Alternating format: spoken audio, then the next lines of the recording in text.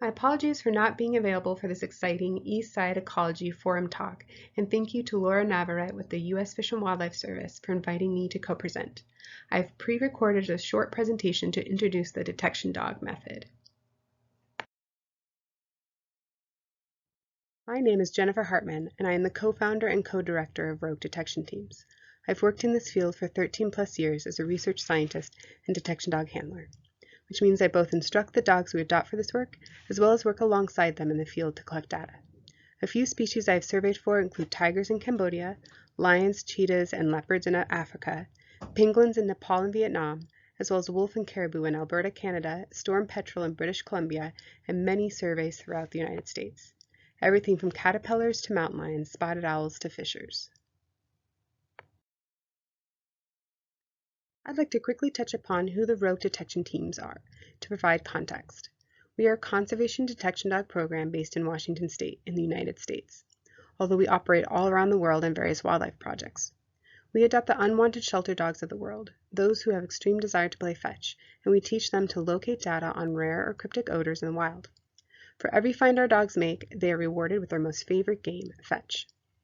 The use of conservation detection dog teams is a method used to obtain data on challenging to research species. While it is a small niche field, it is slowly gaining traction as more and more researchers deploy detection teams like our road dogs. While some detection dog teams or programs specialize on single targets or odors based on the objectives of their program, such as invasive species management, the dog teams in our program are taught multiple odors throughout their career. We have had a dog in our program imprinted on over 40 species and odors. A few of these include scat from various species, to toxins and viruses, rare or invasive plants, carcasses, live animal searches, and even marine wildlife. As long as there is a research or conservation objective, our detection teams work with a wide variety of odors and species, developing methods to locate data on each. We love dogs just as much as the next person, but we don't do this work just because we love dogs. As field biologists, we are passionate about wildlife and conservation. What led us to this field specifically was the tremendous amount of data that detection dog teams can locate non-invasively, and the implications for informing and assisting endangered species management. Non-invasive means we never need to see the species we are surveying for. It's unbiased. Detection dogs don't discriminate between male, female, dominant, or subordinate individuals on the landscape. To them, it's their target odor, and they are driven to find it for the opportunity to play fetch. The method is adaptable and multifaceted, so we can teach dogs on many odors for a single survey or focus on one. We're constantly adapting the method to suit the different species or odors we were tasked with locating. And detection dog teams can cover large areas in search of data. Sometimes we are going between 10 to 18 miles in a day, or 16 to 29 kilometers, if we are surveying for a species with large home ranges like mountain lions or wolves. Or we may only go 3 to 4 kilometers as we slowly and methodically survey an area for frass, which is another word for caterpillar poop.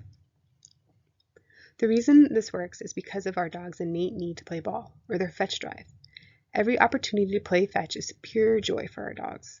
We don't know where this obsessive behavior comes from, but while most dog owners think that their dogs are obsessed, it never really compares with the dogs we adopt. They would actually pass out or even die if we didn't monitor their need to play fetch. It's why not every dog can or should be a detection dog. We adopt between 1 to 2 years of age because at that stage we know for certain that their obsession with fetch is not just playful puppyhood that wanes as they grow older. This drive stays with them for life. The detection dog team method has been gaining traction in recent years, all around the world, as researchers and biologists turn to different methods to help lead them to data on cryptic species. While there are many success stories of the method working, there are many others that share that it doesn't.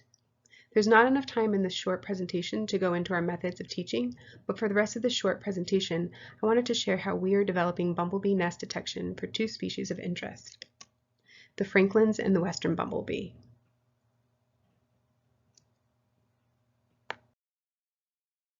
When we want to teach a new odor to our dogs, we first receive training samples, preferably from wild individuals from both sexes for the region we will be surveying in. We can also work with what we call zoo-do, or samples from captive animals, but the diets are so different that it becomes an extra step in our communication to teach them the real odor that they will encounter in the wild. From there, we place the odor either on the ground or a special apparatus we've developed to introduce odors, and as soon as the dog's innate curiosity to sniff kicks in and they smell the new target, we toss the ball. We aren't requiring them to give any alert at this stage. We just want them to be happy and excited. And as soon as they realize, oh, this odor equals ball time, we then start to make the searching more complex, adding in commands for alerts such as sitting. This is a quick video to show how we introduce odors. Detection dog Filson has never smelled bumblebee nest odor. Our dogs know, though, that when we place odors in one of our apparatuses, like this, dubbed our scent wall, that they will be getting introduced to new odors. We know where the sample is hidden, but the dogs don't. As soon as Filson sniffs the hidden odor, I throw the ball and we play fetch. This is only the first step, though.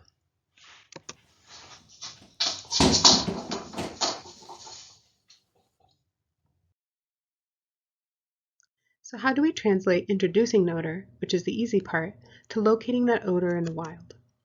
We don't simply take our dogs to the wild and ask them to search, especially for an odor as cryptic as a bumblebee nest. We first need to speak with bumblebee experts and learn about their ecology. Part of locating data on a species in the wild with a detection dog is having an intimate knowledge of how the species behaves. What they eat, where they live, where they sleep, what habitat requirements do they have, and more. Also, once we head to the field, we're introducing many variables and levels of odor complexity that we expect our dogs to parse through. A few of these include wind, temperature, ground cover, topography, and terrain, and other odors. It's a multi-step process that takes time to develop. And the most important aspect of teaching dogs how to locate odors in the wild is to present them with the actual odor, free of human-related or other associated odors like sample storage, be this in glass or plastic. It's a classic example of what comes first, the egg or the chicken. To find the nest in the wild, we first need nests in the wild to introduce the dogs to. Even though every project is different and every species is different, we can build upon projects with new species through previous experiences. One example includes other pollinator surveys we've done, both for the endangered Oregon silver spot and Taylor's checker spot larva. We learned from piloting these two surveys that although having frass, or caterpillar scat, collected from captive bred larvae was a great source odor to introduce the dogs to, we likely could have fast-tracked our dogs' ability to locate larvae if we had had permits to introduce the larvae themselves. While we learned some very important information from frass, which alerted biologists to areas where the silver spot larvae needed to feed, and altered habitat management, other goals included learning whether the captive breeding program was producing larvae in the wild.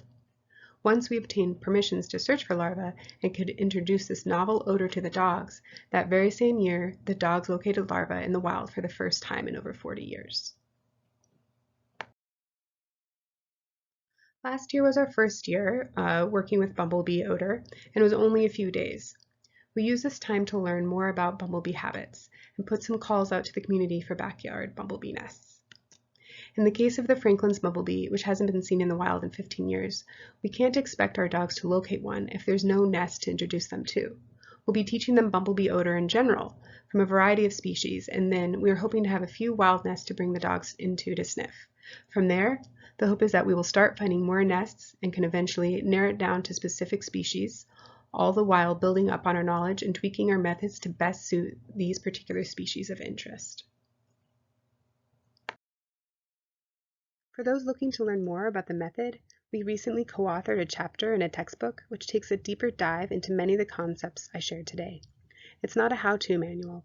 Rather, our aim was to provide a thought-provoking conversation into the role of conservation detection dog teams in ecological monitoring.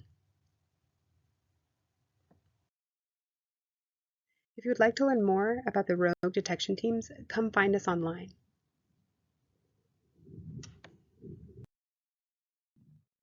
Thank you for the opportunity to share about the conservation detection dog methodology and a bit about how our rogue detection teams work alongside detection dogs for wildlife conservation initiatives. I'm happy to answer any questions.